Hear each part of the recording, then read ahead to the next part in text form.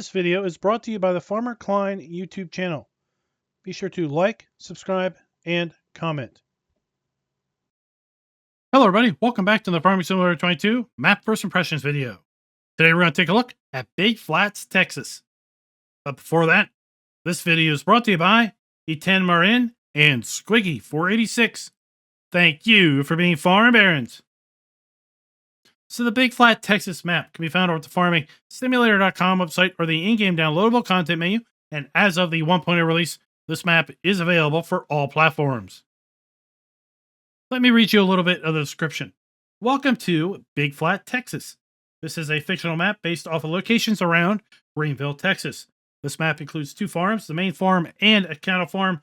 The cattle farm does need to be purchased before you can use the buildings. All farm buildings can be sold. The map has 16 fields and 23 viable farmlands, 5 sell points, a custom grain mill and bakery, working AI routes, 100 Elm Creek collectibles, and this map does have a custom soil map if you are playing with precision farming. And speaking of custom things, we also have custom animal food for sheep, cows, and chickens. Soybeans are planted in rows, custom grass. Oats can be mowed for grass up to the final growth state. In addition, we have paintable fields, paintable foliage textures, and additional paintable ground textures, custom crop prices, a custom crop calendar, increased storage capacity on the trains, and we have custom crop destruction in the fact that we have stubble destruction. So stubble after you harvest can be destroyed if you drive on it. Let's go ahead and load on into the map. We are going to use the mods we typically use when we take a look at maps. They are additional field info, additional game settings, field lease, field calculator, and precision farming. Now, I will tell you, if you load this map up in a farm manager mode or start from scratch, you will find the main starting farm, which we see here in the top picture, is barren of all buildings. We also do not have any machinery in those alternate play modes. The bottom farm, which is the cow farm, is built out exactly how you see it here in new farmer mode in all the alternate play modes as well. When we load in for the very first time, we load at our starting farm and we have our sleep trigger. Let's go ahead and take a look at the PDA.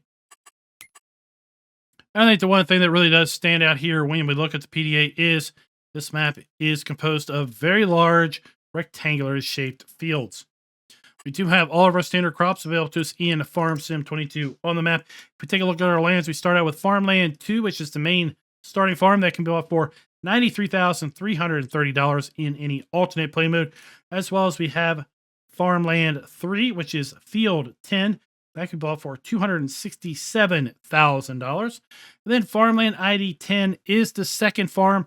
This is the cow farm. That can be bought for $76,630. Let's go ahead and take a look at our farmland lease screen. The farmland lease screen is going to show us all of the viable farmlands, how large those farmlands are, if those farmlands include any fields, which fields are included, and then how much is that farmland going to cost us. Let's go ahead and then take a look at our field calculator screen. This is where we're going to see the specific sizes of each field. For example, field 10, which we own at the start, is 18.48 hectares in size. Field 3, which is the largest field on the map, is 48.97 hectares. And field 6, which is the smallest, is 1.89. Let's go ahead and take a look at our custom soil map. We have prime time agriculture here on Big Flats, Texas, and the fact that all of the fields, the entirety of the fields, are set up as loam. Taking a look at our custom crop counter, you can see that we do have some slight tweaks as it compares to the base game crop counter. And take a look at our prices screen. We do indeed have the ability to sell all of our base game crops that are available to us in Farm Sim 22. In addition, we do have the ability to sell our eggs, wool, and milk, as well as our silage, hay, straw, and grass. As we move down through our production items, we once again also have the ability to sell all of our base game productions, which is always a good thing to see. While we do not have the ability to buy bulk lime, we do have the ability to sell lime, and we also have the ability to sell our stones down at Lone Star Goods. With respect to the Platinum expansion, we do not have the ability to sell any of the Platinum expansion production items. So if you do wish to get into those, you will need to put down your own sell point. And those playing with pumps and hoses, we do have the ability to sell our separated manure. Taking a look at our starting fleet, we start out with all new machinery. All of it is owned, none of it is leased. We do not have any animals at the main starting farm. We do have contracts available on the map, and we do not have any production chains owned. And as I mentioned, we do have the 100 Elm Creek collectables. Let's go ahead and take a look at our starting fleet. We start out with a pair of medium tractors in the 6230R and a 7810. Then we move up to the John Deere 7R350 large tractor. We have a Mack Superliner 6x4 semi that is then paired up with the Wilson Pace Setter. We also have the Brantner TA23065 power tube trailer. We have the John Deere T560 harvester that is paired up with a 625X grain header. We have our New Holland L318 skid steer with pallet forks. We have our 1986 pickup truck. We've got the Kinsey Mocktail 261 power harrow, as well as the Kinsey 3665 blue drive planter. And as the description says, the planter has been set up to work with sorghum and canola as well. Taking a look at our sprayer, we have the Hardy Navigator 4000 herbicide and liquid fertilizer sprayer. Then we have the Breedall K105 lime and solid fertilizer spreader. We've got a set of weights in the Easy 1700 and the John Deere Pickup 1150. And then we round it out with the Convey All belt and the Meridian auger. Take a look at our mods and DLCs. We do see that if we take a look, we do have two custom pieces of machinery in the RA142 that is going to be set up for our TMR mixer, and the SLC 141 manure spreader. And it looks like it is also set up with our separated manure. Let's go ahead and take a look here at the main starting farm. As I said, we have our farmhouse, and then we have a fair bit of land here where we can additionally expand into more buildings, more silos, animal areas. We have our auger and our belt. We have a pair of Meridian grain bins. And between those grain bins, well, there's our first Elm Creek collectible. We have a trio of buildings here at the main starting farm.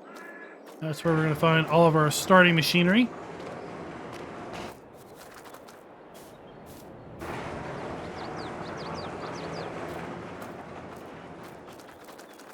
We have a fuel tank.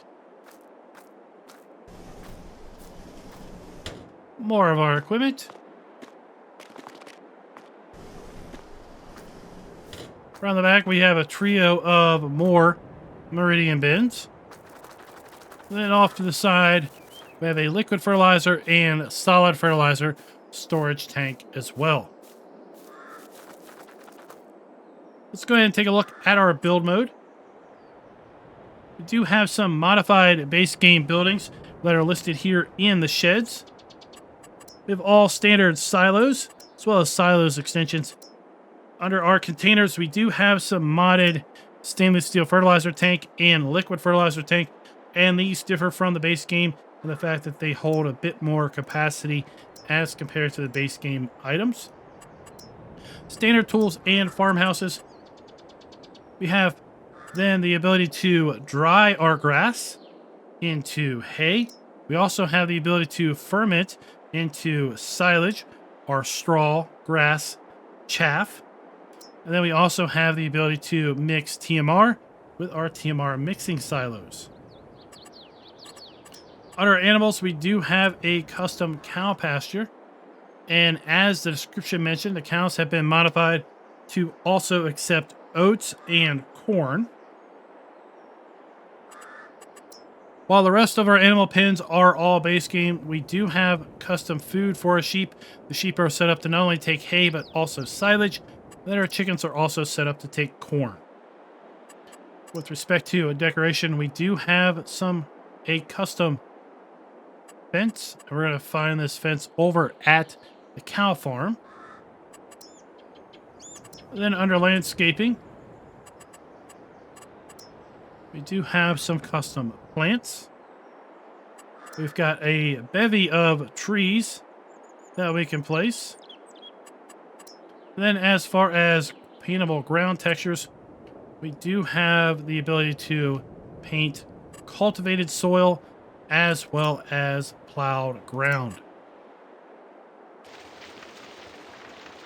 Let's get rid of the grass.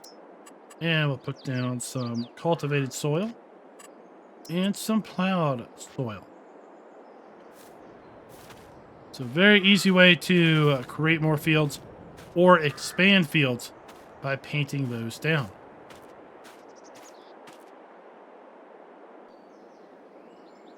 Let's take to the sky and see what things look like from above. Overall, the map is fairly flat. I wouldn't say it's flat as a board, but I would say it is fairly flat. You can see for miles around. At least that's what it feels like. As far as the way the map is set up, in the extreme southwest corner, we have our two productions that are built in with respect to the flour mill and the bakery, as well as a grain sell point and the train sell point. Then in the northwest of the map, we have our animal dealer as well as a few other sell points. To the northeast, we have our cow farm. And then to the southeast, we have a water silo way off in the distance there. So at this point, let's go ahead and make our way over here to the cow farm. And I've gone ahead and bought the cow farm so that you'll see all of the triggers are popping up. There are 8 custom cow areas here. And each of these areas is set up to hold 100 cows apiece. As the description said, we can sell everything on both farms, including the cow pastures as well as the fencing. We also then have, as far as production goes, we have a grass dryer, we have a TMR mixer, and then we also have a fermenting silo. Let's go ahead and take a look at our productions. So you see we have our grass dryer, grass in, hay out, 144,000 cycles per month. Then we have our fermenting silos, again 144 cycles per month. So 1 chaff equals 1 silage, 1 grass, 1 hay, 1 straw, also equals 1 silage. And then we have our TMR mixing silo where we can take silage, hay, and straw and then mix that into TMR. We've got 72 cycles per month there. So we're going to be able to make 72,000 liters of silage, or TMR, sorry, per month. Let's make our way across the biggest field on the map, field 3. Field 3, 145 acres in size, if acres is your form of land measurement. Making our way over here to the northwest corner. As I said, that's where we're going to find our animal dealer. I believe that is also where we're going to find our vehicle shop.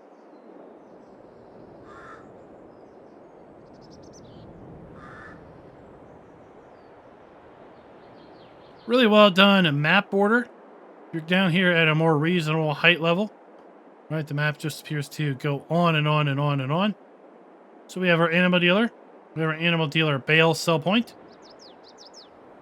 We have our vehicle dealer, as well as our vehicle dealer maintenance trigger.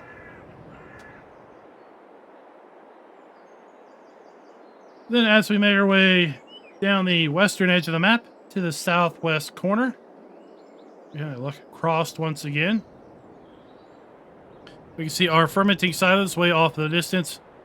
We can even see our water tower at the extreme southeast corner of the map over there.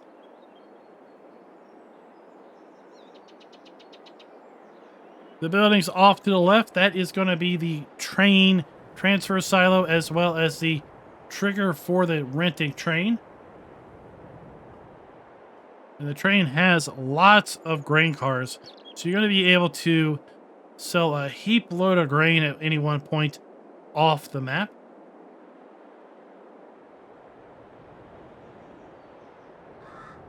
Then over here we have 2 grain dump points. Now these are sell points 01 and 02. What we are missing here is I would like to see the indicator markers as well as the floating blue markers. Those are sell points. I fear some players may be confused by the lack of those markers. To the right, we have our custom flour mill. So our interactive icon, we have our pallet spawn point, and we have our dump point. And then to the left, we have our bakery. So we have our dump point, pallet spawn point, and interactive icon right there. In addition, down here in the southwest corner of the map, we have our fuel station. And let's make our way all the way back up to our vehicle dealer. So at our Lone Star tractor, we have our dealer trigger. Let's go ahead and get our Mahindra. See where our vehicles spawn in at. We've got quite a large area here for our vehicles to spawn in. Shouldn't have any issue in buying lots of machinery as well as very large machinery, which is definitely good to see. Now, as far as our maintenance trigger go, we have our activation icon located right here. It is the dealer trigger, but what we are missing are the corner markers to clearly delineate where that dealer trigger is located. We go with F5, we can see the box right there, as well as, well, oh, look at that. Yet another collectible. Would like to see those indicator markers also clearly placed over here. And then if you are looking to sell any production items, well, Lone Star Goods, that's going to be your sell point, also located right here. Now, with respect to our scoring metric, we are going to be giving the map a full point with respect to production being built in or areas set aside for such. We have the flour mill, we have the bakery, and we also have the ability to put down a fermenting silo, grass drying silo, or TMR silo. We're also going to be giving the map a full point with respect to the ability to sell over base game crops, animal outputs, or production items. And we're also going to be giving the map a full point with respect to the farms being customizable, because we can sell everything at both farms. Buildings where appropriate are indeed using the new texture technique as well as the added ground textures. Now, the one area where this map is going to falter a bit is going to be player and interactive areas being clearly marked. We are going to deduct a quarter of a point with respect to missing the corner markers at the vehicle dealer, the maintenance trigger specifically, as well as missing the markers and the floating blue icons, in my opinion, down here at the 2 sell points, which if we take a look at our prices screen, you're going to see that they are identified as BF Grains Gate 1 and Gate 2. While we do have O1 and O2 marked on the ground, it's not overly apparent that those are sell points when we are lacking the little floaty blue icon, and also when we're lacking the yellow and black corner markers.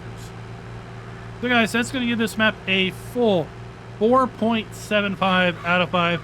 Very respectable score. This map should play very well for just about anybody on console or PC, because it is mostly fields, and the buildings that we do have, they are spread out quite a bit. I would enjoy knowing what your all's thoughts are down in the comments below with respect to Big Flat, Texas.